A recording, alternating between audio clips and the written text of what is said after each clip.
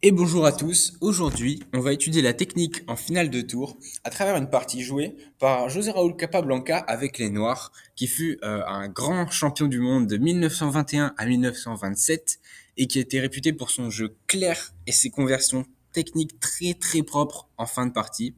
Donc aujourd'hui on va étudier une de ces finales que j'ai trouvé dans son livre qui s'intitule Les principes fondamentaux des échecs, qui est un livre mondialement célèbre. Le trait est au noir et je vous invite à mettre la pause afin d'évaluer la position. J'espère que vous avez fait l'exercice, mais normalement c'était pas très dur de remarquer que les blancs ont une très mauvaise structure de pion à l'aile dame comparée aux noirs, et les tours qui sont beaucoup moins actives que celles des noirs. Les noirs ont donc ici un net avantage. Cependant, il faut savoir quoi faire, parce que c'est pas facile de gagner sans aucun plan, surtout en finale. Donc, je vous invite à remettre la vidéo sur pause et à chercher un plan tout seul. Et si vous avez besoin, je donne un indice dans 3 secondes. Allez.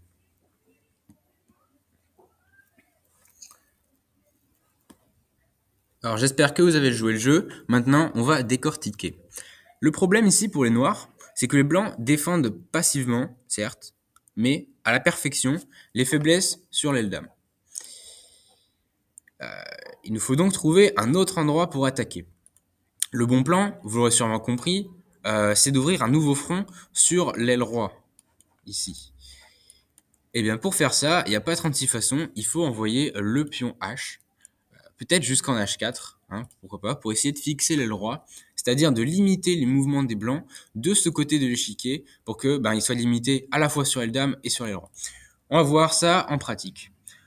Parce qu'on imagine bien que si le pion noir arrive jusqu'en H4, hein, les pions blancs pourraient difficilement bouger sans créer de faiblesse. Et une fois les rois fixés, les tours noirs, qui sont beaucoup plus mobiles que les tours blanches, très important, pourraient mettre la pression sur les deux côtés de l'échiquier, contrairement aux tours blanches qui devraient faire le grand écart pour défendre et à un moment donné craquer. Et c'est exactement ce qui va se passer, comme on va le voir. Donc, c'est parti. Les noirs ont joué tour 4 échecs. Capablanca commence par donner un échec, pourquoi pas. Mais évidemment, il y a beaucoup de coups. Et c'est pour ça que je vais pas commenter tous les coups. Mais si vous avez pensé à des coups comme tour A5, roi G7 ou H5 tout de suite, c'est bien sûr toujours correct. Tour E2 défend. Tour A4. Bon, tour prend E2. On n'a pas très envie ici d'échanger les tours avec les noirs. Car, important, la tour noire est bien plus active que la tour blanche. Donc on préfère garder les deux tours noires actives et les deux tours blanches passives. Tour A2, H5. Très bon coup. Avec l'idée, comme on l'a dit, de venir en H4 et fixer l'aile roi blanche. Tour D1, essaye d'échanger. Mais tour A5 attaque le pion et donc force tour A1. Les tours blanches sont hyper passives et donc à partir de là, les blancs veulent amener leur roi en B3 par exemple pour soutenir les pions à l'aile dame et ainsi libérer ces tours blanches. Mais il va pas avoir le temps. Parce que H4 arrive, et voilà, les noirs fixent l'aile roi, et ils ont maintenant une influence sur tout l'échiquier. Parce que si les blancs bougent leur pion de l'aile roi, ça va créer des faiblesses. Roi D2, entame le plan de transférer le roi vers B3. Roi G7, petit coup d'amélioration du roi, tranquille, il se presse pas, hein, Capablanca ne se presse jamais. Roi C2 et tour G5. Voilà, maintenant que les blancs ont déserté le roi, les noirs entament un espèce de mouvement de balancier comme ça pour essayer de faire craquer les blancs. Et ce qui devait arriver arriva. Tour G1 est joué et c'est une erreur parce que ça perd un pion. Alors dans ses notes, Capablanca a dit que roi B3 était meilleur, sur quoi les noirs auraient reculé la tour. Et après F3, pour protéger le pion G3 grâce à la tour A2, les noirs auraient finalement créé de nouvelles faiblesses qu'ils auraient pu exploiter en attaquant le pion G2, qui est faible, ou bien en amenant carrément le roi sur la case G3. Donc, tour G1, pour revenir à la partie, tour G1 est joué par les blancs. Et là, on a une illustration parfaite de ce mouvement de balancier dont j'ai parlé tout à l'heure, c'est-à-dire que les tours blanches sont beaucoup plus passifs que les tours noirs, et ça permet aux noirs d'avoir beaucoup plus d'influence et d'attaquer partout. Donc tour F4, c'est le coup parfait pour illustrer ça, et maintenant le pion F2 est très difficilement défendable. Les blancs ont joué roi D3, mais maintenant il y a une opportunité tactique pour les noirs.